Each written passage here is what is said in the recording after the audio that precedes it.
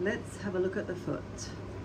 I always say that you know that you are a Pilates teacher when you have a foot fetish. The reality of it is good movement and poor biomechanics is often associated with foot health. So if you're working with somebody who has ankle, knee or hip problems, you absolutely want to be looking at how they are moving the foot, because look at this guy. I mean, this is one foot and I've got two of them. So I've got like 26 bones, 33 joints and over 100 muscles, ligaments and tendons in one single foot. The foot is comprised or broken into three parts: the hind foot, the midfoot and the forefoot.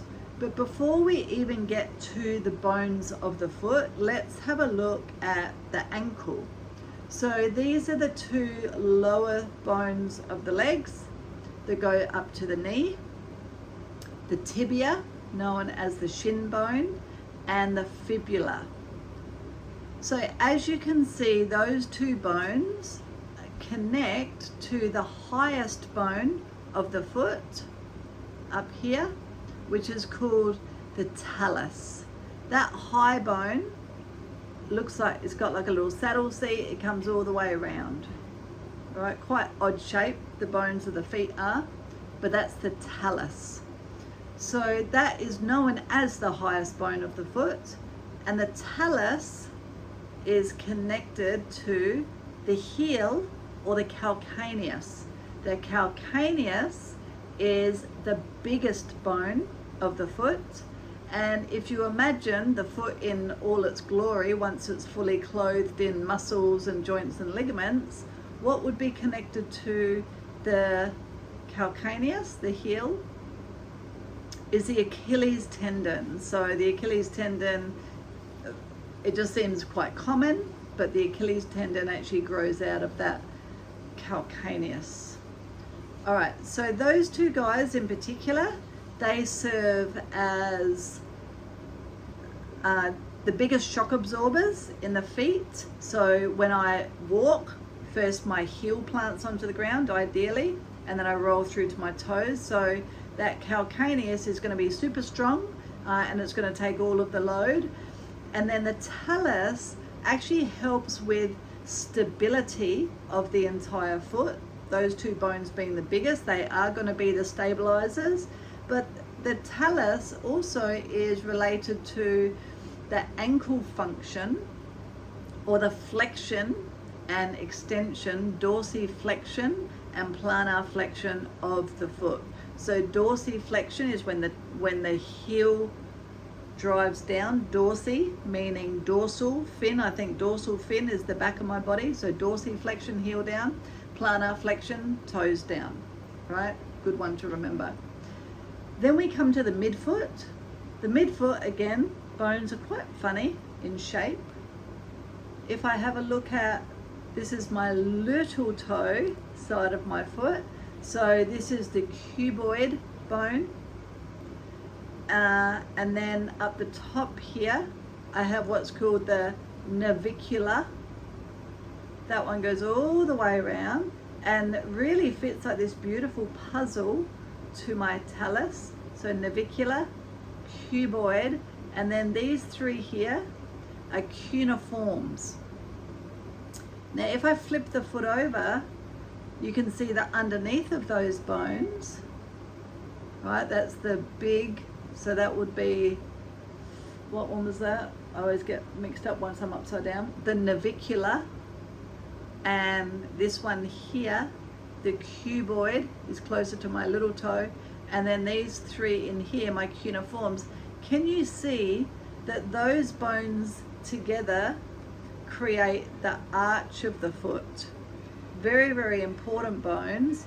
And the cuboid and navicular in particular can end up causing a little bit of problems along with the talus if they drop down. So if somebody's lost the arch in their foot, normally that would be to a severe impact injury of the spine, or they're in the aging population tend to lose their arch, it actually collapses. That would be those bones in there.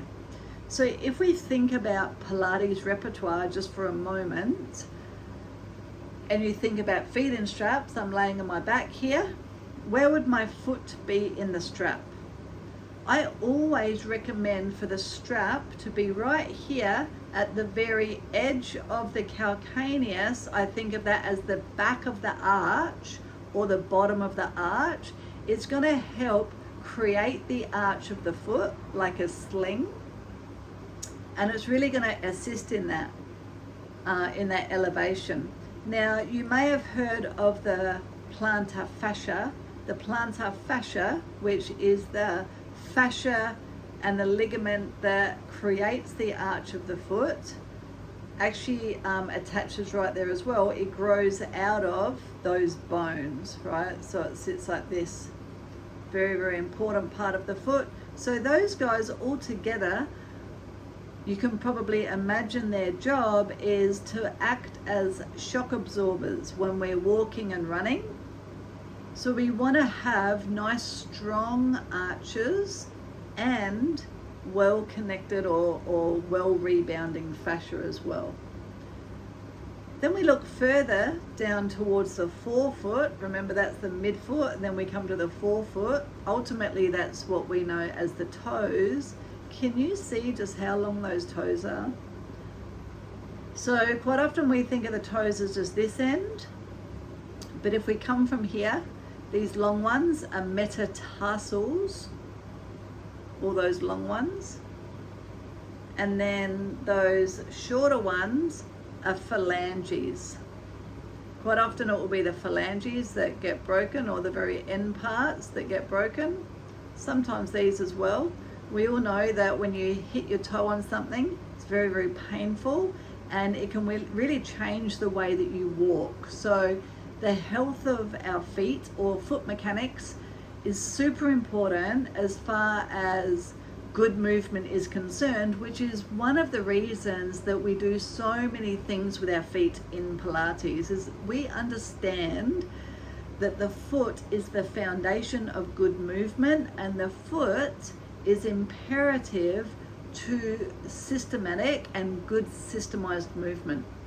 So let's have a quick look at the types of movement that these bones can serve us in. When we look at the ankle joint, tibia, fibula, talus, ultimately, then that is, remember, plantar flexion, dorsiflexion. When we come to these bones, we're looking at stability, but there is also a little bit of inversion and eversion. So the calcaneus in particular, it can invert. So inversion, roll in towards the big toe. Eversion, roll out towards the little toe. There's a little bit of that has to happen. It's so slight, but that is a little bit. And you could do it with your own foot. You're going to see eversion towards the little toe, inversion of the forefoot as well. And then we could also spread the toes apart and pull the toes together. So always spreading apart is abduction. The easiest way I think of it is pulling together is adduction, adding together, adduction. So they're the basic movements of all of those joints and bones of the foot. Just a reminder that in one foot, 26 bones, 33 joints, is the same amount of bones, or approximately, of the entire spine. So times that by 2, I would say that our foot health is pretty darn important. So I definitely want you to study the feet, look at the feet in movement, sitting, standing, walking, even kneeling. Check out people's feet and see where they may be restricted, where they may be moving well, and help people connect with their feet better, knowing that that does improve entire body movement. That's our foot. Pretty brilliant.